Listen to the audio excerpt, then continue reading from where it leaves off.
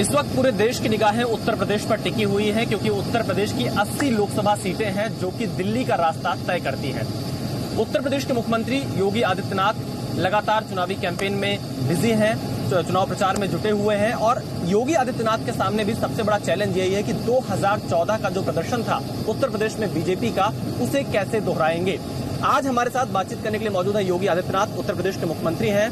कई लोकसभा क्षेत्रों में दौरा करने जा रहे हैं उत्तर प्रदेश के, लगातार सुबह से बिजी शेड्यूल रहता है। इसी बीच योगी आदित्यनाथ के स्टार्टेड ट्रेन में हमें भी मौका मिला है बातचीत करने के लिए। योगी जी, आपका स्वागत है जी न्यूज पर। सबसे पहला सवाल आपसे यही है, विकास के मुद्दे पर तो आप लोग चुनाव लड़ ही रहे हैं, इसके अलावा ऐसे कौन से बड़े मुद्दे हैं जो इस बार इस लोकसभा चुनाव को प्रभावित कर रहे हैं? देखिए, पूरे देश के अंदर मुद्दा तो विकास का ही है। मोदी जी के नेतृत्व में 5 वर्ष के अंदर जो उपलब्धियां इस देश ने हासिल की हैं, इन उपलब्धियों को लेकर के और अपनी भावी योजनाओं को लेकर के भारतीय जनता पार्टी जहां चुनाव में है, विकास, सुशासन और राष्ट्रवाद, ये हमारा मुद्दा है।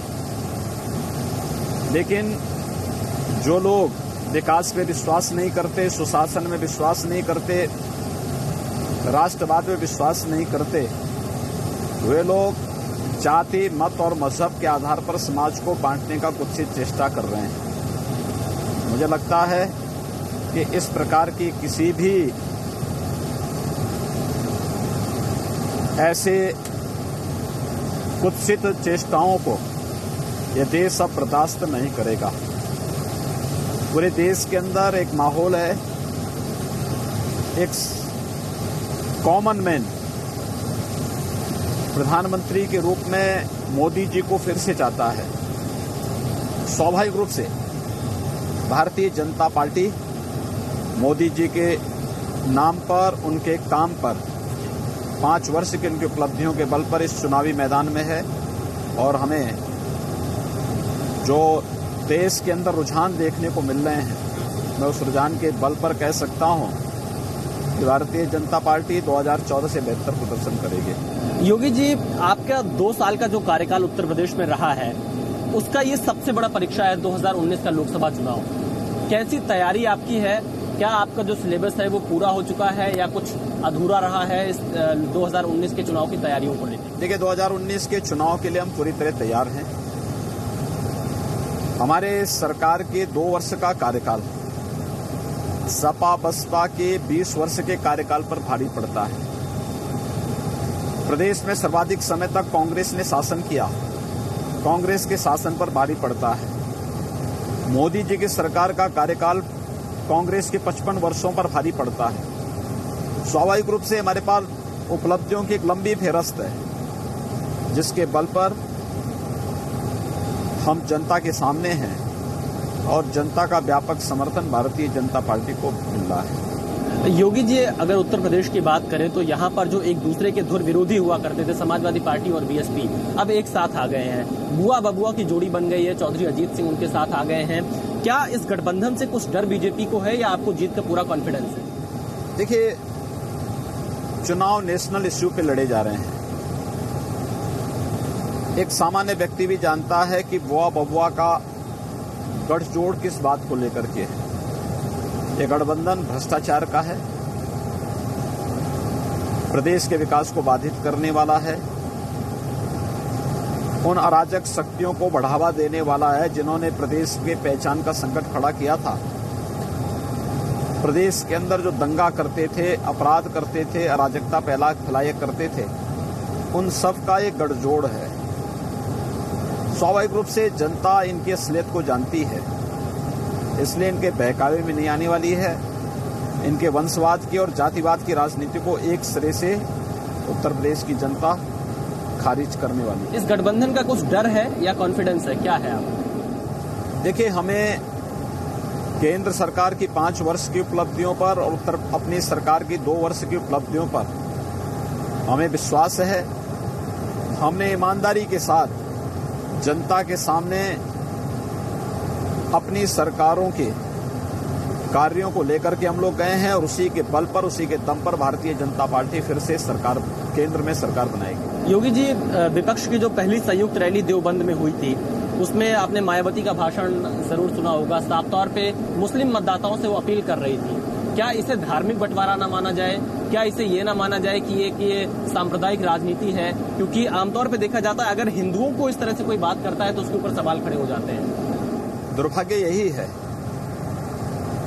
कि कांग्रेस, सपा, बसपा या लोकदल ये अगर मुस्लिम मतदाताओं को अपने पक्ष में मतदान करने की खुलेआम अपील करें तो वे सेकुलर कहलाते हैं। और यही अपील अगर कोई भारतीय जनता पार्टी का कार्यकर्ता हिंदू मतदाताओं से करे तो कॉम्युनल कहलाई जाएगा। जितने भी सो कॉल्ड सेकुलरिस्ट हैं, मायावती जी के बयान पर सब मौन बने हुए हैं। इन लोगों ने देश के अंदर विकास को बाधित किया है तुष्टीकरण की नीति के आधार पर, समाज को बांट करके।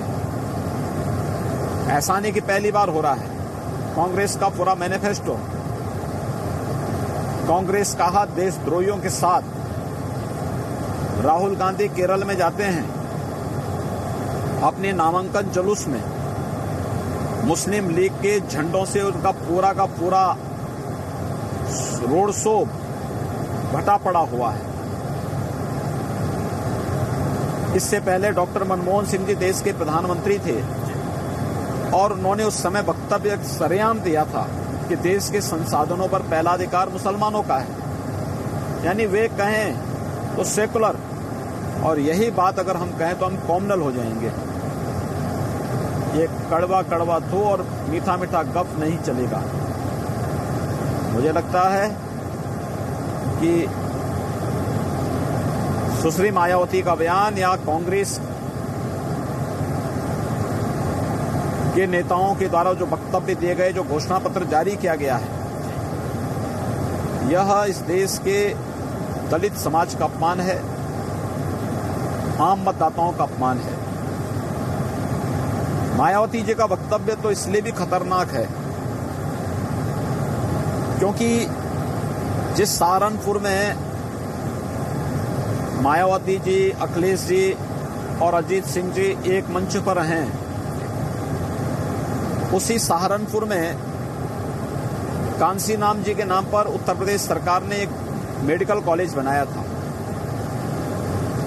अखिलेश यादव ने अपने सरकार के समय में मेडिकल कॉलेज का नाम कांसी राम से हटा करके एक मुस्लिम के नाम पे कर दिया। स्वाभाविक रूप से कांसी राम जी पिछले 40 वर्ष के अंदर के दलित चेतना के सबसे बड़े केंद्र बिंदु थे। दलितों का इससे बड़ा अपमान कहां हो सकता? जो व्यक्ति कांसी राम जी का नाम हटा करके पूरे दलित कम्युनिटी को अपमानित करता हो, वो मायावती जी के साथ मंच शेयर कर रहा था। आपको लगता है कि काशीराम का अपमान किया जिस तरह से आपने बताया मायावती ने अपने इस बयान से? एकदम। जिस अखिलेश यादव ने कांसी राम जी के नाम पर बने मेडिकल कॉलेज का नामकरण बदल दिया हो, वो अखिलेश यादव उसी सहारनपुर में उनके साथ मंच शेयर कर रहा है, क्या साबित करता है? बाबा साहब भीमराव अंबेडकर ने जो बातें कही थी उनके ठीक विपरीत इनका आचरण है। आप कांसी राम जी के द्वारा बोई गई फसल को काटें, आप अंबेडकर जी के नाम पर राजनीति करें और उन्हीं के मूल्यों और आदर्शों के विपरीत जाएं, ये कैसे हो सकता है? योगी जी, मायावती के बयान के बाद एक रैली में आपने एक बार फिर बजरंगबली का नाम ला दिया। एक बार आपने राजस्थान विधानसभा चुनाव में लाया था, एक बार आप लाए। विपक्ष अब ये कह रहा है आपके ऊपर, जैसा कि आपने कहा कि सांप्रदायिक ध्रुवीकरण का आपके ऊपर आरोप लगा रहा है। सांप्रदायिक ध्रुवीकरण हमने नहीं कहा। सांप्रदायिक ध्रुवीकरण वे लोग कर रहे हैं जो कहते हैं कि देश के अंदर देशद्रोह की धारा समाप्त कर देंगे,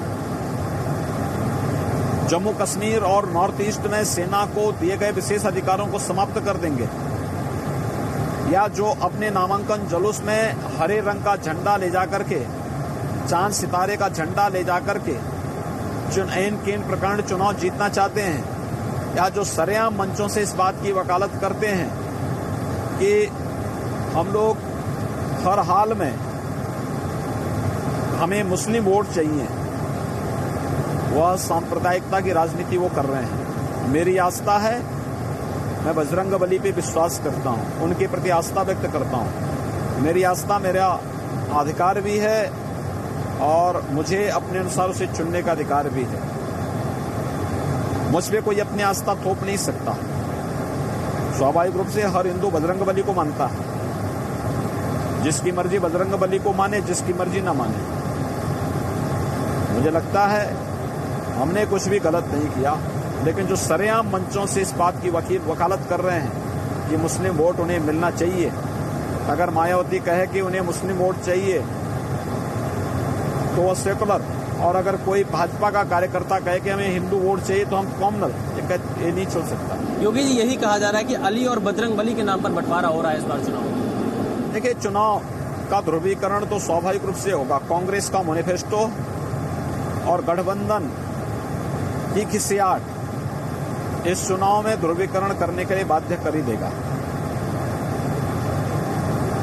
पश्चिमी उत्तर प्रदेश में व्यापक अराजकता, गुंडागिर्दी, दंगे, इन सब से मुक्ति हमारी सरकार ने पश्चिमी उत्तर प्रदेश को दिया है। स्वाभाविक रूप से हर अमन चैन पसंद व्यक्ति, हर सुरक्षा के प्रति आग्रही व्यक्ति पहली पसंद भारतीय जनता पार्टी उसकी होगी।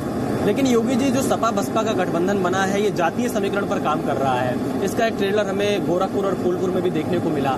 इस बार आप दावा कर रहे हैं गोरखपुर और फूलपुर जीतने का, क्या प्लान है? कैसे जो दो उपचुनाव हुए थे उसको आप लोग इस लोकसभा चुनाव में काटें? देखिए, लोकसभा चुनाव जनरल इलेक्शन है।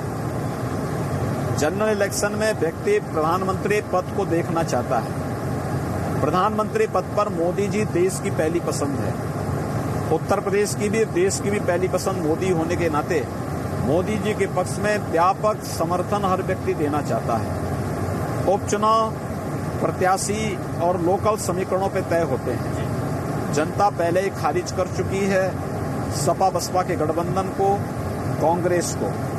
भारतीय जनता पार्टी मोदी जी के नाम पर व मोदी जी के काम पर प्रचंड बहुमत से सरकार बनाने जा रही है और भारतीय जनता पार्टी उत्तर प्रदेश में 74+ के लक्ष्य को अवश्य प्राप्त करेगी। योगी जी, एक सवाल हर कोई ये जानना चाह रहा है, क्योंकि अभी भी उत्तर प्रदेश में 12 सीटों पर प्रत्याशियों का ऐलान बाकी है। उत्तर प्रदेश में गोरखपुर पर सबकी निगाहें इसलिए, क्या इस बार मठ से कोई प्रत्याशी आएगा या बाहर से आएगा? देखिए, मठ का कोई मतलब नहीं होता है।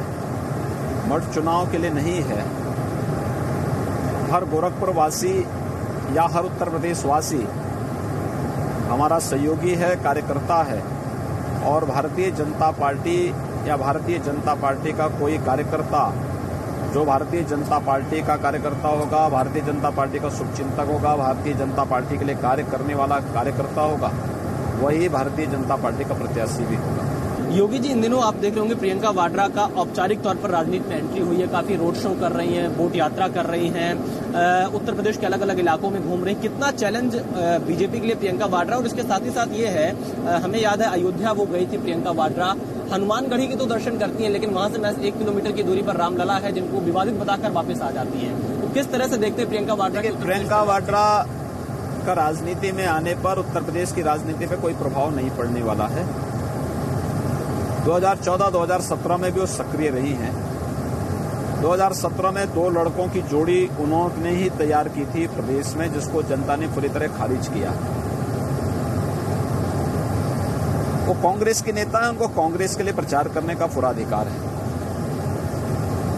लेकिन हाँ, अयोध्या में राम जन्मभूमि को दर्शन करना न करना उनका अधिकार है, लेकिन रामलला के दर्शन न करने का उनका अधिकार उनके पास सुरक्षित है, लेकिन उन्हें उस स्थान को विवादित स्थान कहने का कोई अधिकार नहीं है। योगी जी, आपको एक राम भक्त के तौर पर भी देखा जाता है, क्या आप अपने दिल से इस बात को बता पाएंगे, कोई तारीख बता पाएंगे, कोई समय बता पाएंगे? क्योंकि हर किसी को आपके घोषणा पत्र के बाद इसी बात का इंतजार है, कब रामलला टेंट से निकलेंगे, कब मामला सुप्रीम कोर्ट में है और हम भी संविधान के दायरे में रहकर के समस्या का समाधान चाहते हैं, यथाशीघ्र चाहते हैं।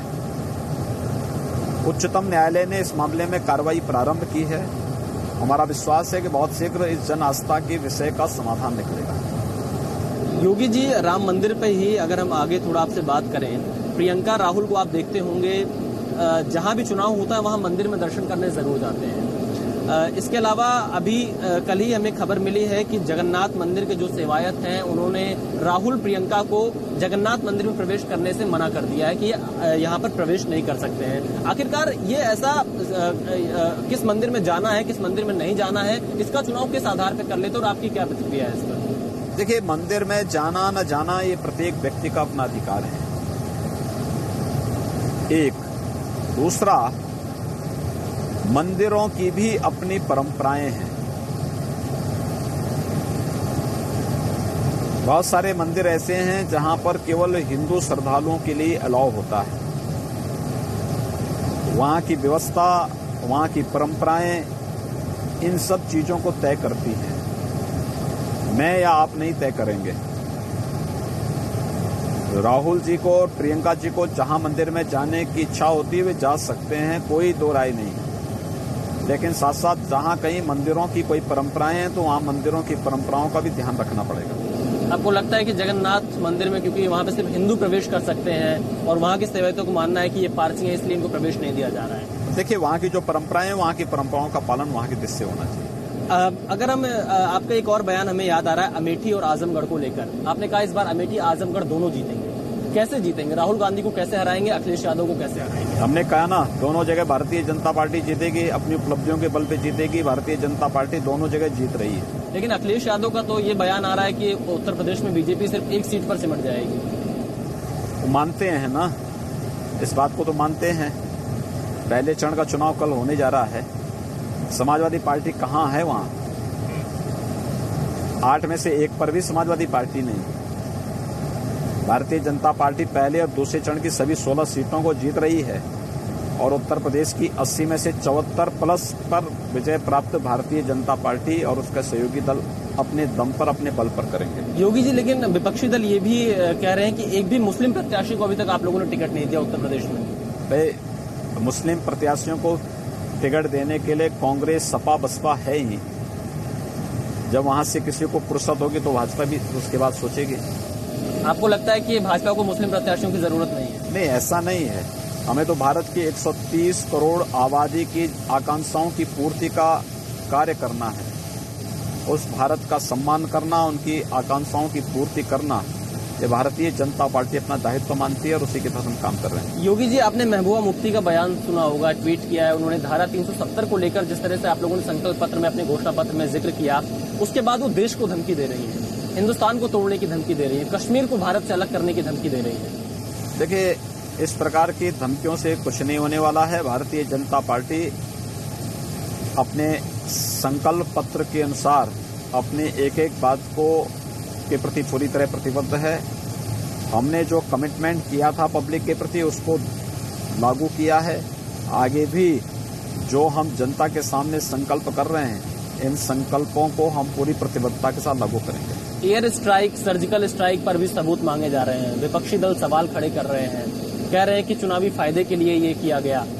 देखिए, कांग्रेस और विपक्ष के अन्य दलों के जो चुनावी घोषणा पत्र आ रहे हैं, बहुत दुर्भाग्यपूर्ण है। इन दलों ने देश की बजाय अपने दल को और एक वोट बैंक को प्राथमिकता दी है। Bharatiya Janata party nation first की नीति पर कार्य करती है। देश पहली प्राथमिकता है, उसी प्राथमिकता को आगे बढ़ाते हुए हम कार्य कर रहे हैं। योगी जी, 2 अंतिम सवाल आपसे हैं। एक तो ये है कि अगर उत्तर प्रदेश की हम बात करें, लास्ट में जाते जाते आपके कई सहयोगी दल आपको आंखें दिखाते रहे हैं। उसमें एक ओम प्रकाश राजभर की पार्टी है, अभी तक शायद आप लोग की बात उनसे नहीं बन पाई। हालांकि आपने निषाद पार्टी को जरूर तोड़ लिया है सपा बसपा के गठबंधन से। आखिरकार छोटे दल इतने नाराज क्यों हो रहे हैं आपसे? हमसे कोई दल नाराज नहीं है भैया, सभी लोग हमारे साथ में हैं, हमारे साथ मिलकर के कार्य कर रहे हैं। कितनी सीटों का अनुमान आप लगा रहे हैं?